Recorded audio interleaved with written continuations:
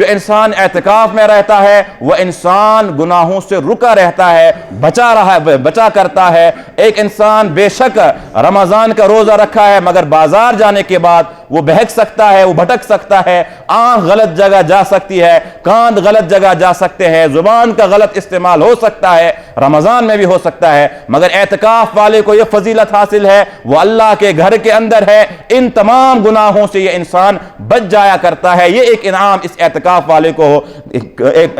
والے کو حاصل ہے۔ دوسرے موقع پر رسول اللہ صلی اللہ علیہ وسلم نے فرمایا کہ جس انسان نے 10 دنوں کا اعتکاف کیا اس کا ثواب ایسا ہے کہ حجتین و عمرتین، گویا کہ اس نے 2 حج کیے ہیں اور 2 عمرہ کیے ہیں۔ ایسے 2 حج جس کو اللہ نے قبول کر لیا، ایسے 2 عمرہ جس کو اللہ نے قبول کر لیا۔ اسی طرح پھر آگے آپ نے فرمایا ایک انسان مسجد کے اندر ہے اور مسجد میں آنے کے بعد اب اس نے سنا کہ کسی کا انتقال ہوا، کوئی بیمار ہے یا کوئی اچھا اور نیک کام کرنا اس کا دل چاہتا ہے کہ میں جنازے میں شرکت کروں، میں کسی بیمار کی عیادت کروں مگر جا نہیں سکتا، وہ اعتکاف میں ہے، تو آپ نے فرمایا بنا جائے ہی اسے وہ اجر ملتا ہے جو باہر والوں کو مل رہا ہے۔ آپ جو باہر والے ہیں جو اعتکاف میں نہیں ہے وہ کسی جنازے میں گئے اور اس انسان کو مسجد میں بیٹھ کر وہ ثواب مل رہا ہے۔ آپ کسی بیمار کی عیادت کے لیے جا رہے ہیں اور آپ کو جانے پر وہ ثواب مل رہا ہے، اس اعتکاف والے کو مسجد میں بیٹھ کر ہی وہ ثواب مل رہا ہے۔ یہ جو 2 اعتکاف ہے، ایک رمضان والا ایک نظر والا، یعنی جو ہم اپنے اوپر واجب کرتے ہیں،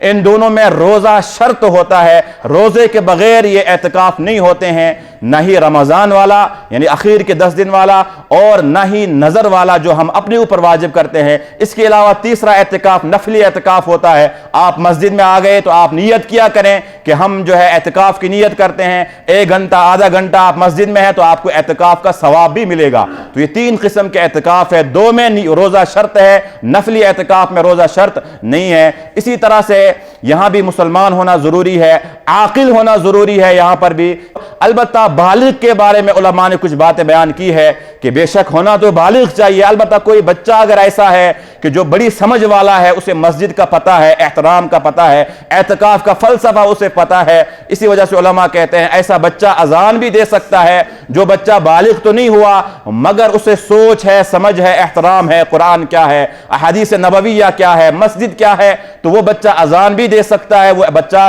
اعتکاف میں بھی بیٹھ سکتا ہے۔ اسی طرح سے مردوں کے لیے مسجد کا ہونا ضروری ہے، عورت کے لیے کوئی ایک خاص کمرے کا ہونا ضروری ہے۔ ہم نے اپنے گھروں میں ٹی وی کے لیے ایک کمرہ رکھا ہے، کھانے کے لیے ایک کمرہ رکھا ہے، پڑھنے کے لیے ایک کمرہ رکھا ہے، سونے کے لیے ایک کمرہ رکھا ہے، مگر نماز کے لیے، قرآن کے لیے شاید ہی کسی مسلمان نے کوئی ایک کمرہ خاص کیا ہو۔ اور ہمارے یہاں بے شک 1 نہیں 2 نہیں 10 کمرے ہمارے مکانوں میں ہوں گے، مگر شاید ہی کسی گھر میں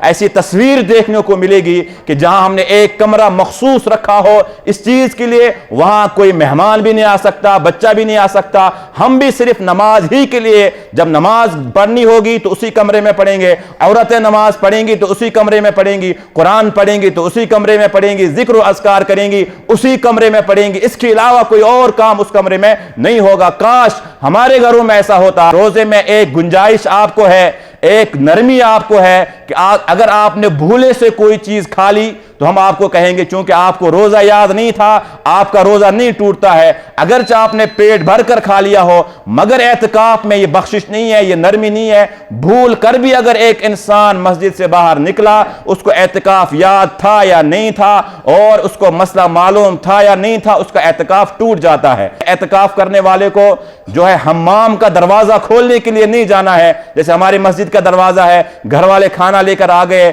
یا اذان دینے والا آ گیا، اب اس کو مین دروازہ کھولنا ہے، اگر وہ دوسرا دروازہ کھولنے کے لیے گیا جس کا راستہ مسجد سے باہر ہے، اس کا اعتکاف ٹوٹ جاتا ہے۔ کسی کو بار بار بلغم آتا ہے، تھوک آتا ہے، تھوکنے کے لیے اگر وہ مسجد سے باہر نکلا، باتھ روم میں گیا، اس سے بھی اعتکاف ٹوٹ جاتا ہے۔ دسترخوان جھاڑنے کے لیے اگر مسجد سے باہر گیا، اس سے بھی اعتکاف ٹوٹ جاتا ہے۔ ہاتھ دھونے کے لیے اگر مسجد سے باہر گیا، اس سے بھی اعتکاف ٹوٹ جایا کرتا ہے۔